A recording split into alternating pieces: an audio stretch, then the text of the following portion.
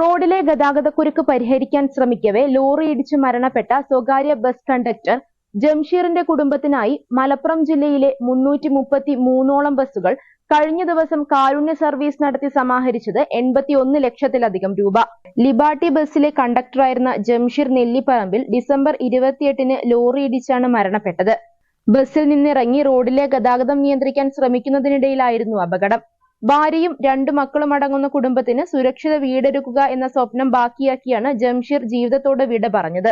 കഴിഞ്ഞ ഡിസംബർ 28-ാം തീയതി അരീക്കോടിൽ നിന്ന് മഞ്ചേരിയിലേക്ക് വരുന്ന ബസ്സിലെ കണ്ടക്ടർ റോഡ് ഗതാഗതം തടസ്സം വന്നപ്പോൾ അത് നീക്കുന്നതിന് വേണ്ടി റോട്ടിലിറങ്ങി ഗതാഗത തടസ്സം നീക്കുന്ന സമയത്ത് ലോറി ഡ്രൈവറുടെ അനാസ്ഥ കൊണ്ട് ലോറി ഇടിച്ച് മരണപ്പെടുകയും 29-ാം തീയതി വെള്ളിയാഴ്ച അദ്ദേഹത്തെ മറവ് ചെയ്തതിനു ശേഷം ഒരു 5 പേര് കൂടി ഒരു വാട്സപ്പ് കൂട്ടായ്മയിലൂടെ അനാഥയായ കുട്ടികൾക്ക് വീടുണ്ടാക്കി കൊടുക്കുന്നതിന് വേണ്ടി രംഗത്ത് വരികയും അതിന്റെ അടിസ്ഥാനത്തിൽ ആ സാഹചര്യം മനസ്സിലാക്കിക്കൊണ്ട് 333 ബസ്സുകൾ ഈ 29-ാം തീയതി ജനുവരി മാസം കാരുണ്യ സർവീസ് നടത്തുകയും അതിൽ ബസ് ഉടമകൾ ബസ് ജീവനക്കാരും സമ്മർദ്ദങ്ങളില്ലാതെ ആരുടെയും നിർദ്ദേശങ്ങളില്ലാതെ അതിലേക്ക് കടന്നു വന്നു എന്നതാണ് ഈ കാരുണ്യ സർവീസിന്റെ ഏറ്റവും പ്രധാനമായ ഒരു കാരണം അതിലെടുത്തു പറയേണ്ടത്.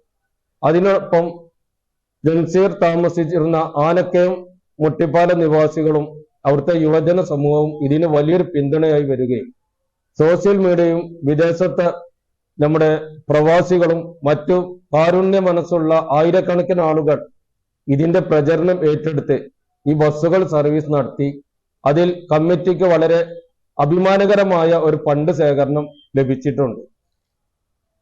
81,52,798 രൂപയാണ് വിവിധ മേഖലയിലായിട്ട് ഈ അക്കൗണ്ടിലേക്ക് വന്നിട്ടുള്ളത്. അതിൽ ബാങ്ക് അക്കൗണ്ടിലേക്ക് വന്നതുണ്ട്, കമ്മിറ്റിക്ക് ലഭിച്ചതുണ്ട്.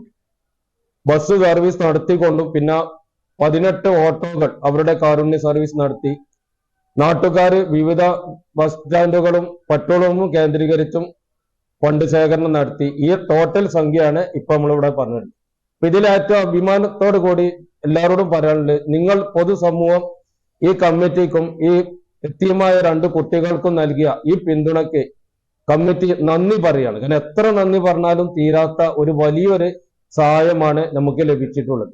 പിന്നെ സ്വാഭാവികമായിട്ടും നമ്മൾക്ക് എത്ര കിട്ടിയാലും അത് പോരാ എന്നൊരു ചിന്താഗതി ആർക്കും ഉണ്ടാവും. ആ ഒരു ചിന്ത കമ്മിറ്റിക്കും ഉണ്ട്. ഇത്ര മതിയായില്ല, നമുക്ക് അത്രയും കൂടി കിട്ടിയാൽ ഇത്ര കാര്യങ്ങൾ ചെയ്യാമായിരുന്നു എന്നുള്ളൊരു അഭിപ്രായമൊക്കെ കമ്മിറ്റിക്കുണ്ട്. എന്നിരുന്നാലും ഇപ്പോഴത്തെ സാഹചര്യത്തിൽ ആ കുട്ടികൾക്കൊരു വീടും അവർക്ക് മാസത്തിൽ ഒരു വാടക ഇനമോ അല്ലെങ്കിൽ മറ്റൊരു വരുമാന മാർഗവും ഈ ഫണ്ടിൽ നിന്ന് കമ്മിറ്റി ഉണ്ടാക്കും. അത് കമ്മിറ്റി നേരിട്ട് തന്നെ ചെയ്തു കൊടുക്കാനാണ് ആഗ്രഹിക്കുന്നത്. മറ്റുള്ള ഒരാളെ ഏൽപ്പിക്കാതെ ആ വീടിന്റെ പണി പൂർത്തീകരിച്ച് ചാവി ആ കുടുംബത്തിന് കമ്മിറ്റി തന്നെ കൈമാറുക എന്ന ലക്ഷ്യത്തിലാണ് ഇപ്പൊ കമ്മിറ്റി നിൽക്കുന്നത്. സുരക്ഷിത വീടൊരുക്കുന്നതിന് പുറമെ കുടുംബത്തിന് ചെറിയ വരുമാന മാർഗം ഒരുക്കാനും പദ്ധതിയുണ്ട്.